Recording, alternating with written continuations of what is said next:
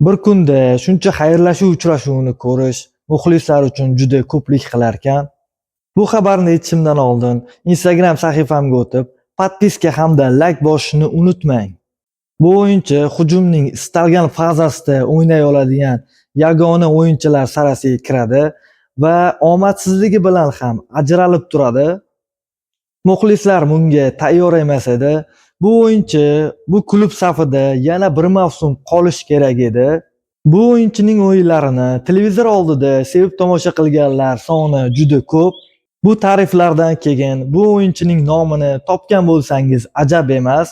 Ha, bu siz bilgan o'yinchi Antuan Grizman. Antuan Grizman Metropolitanoda muxlislar oldida xayrlashuv uchrashuvini o'tkazdi va muxlislar bilan xayrlashdi.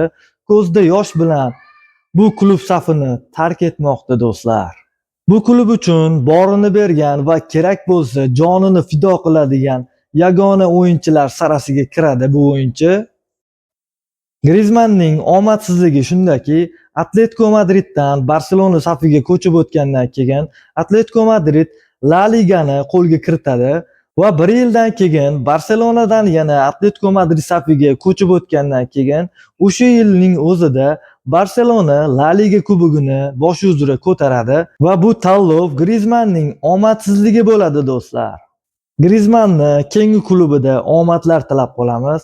Sizlar bilan keyingi videoda ko'rishguncha do'stlar.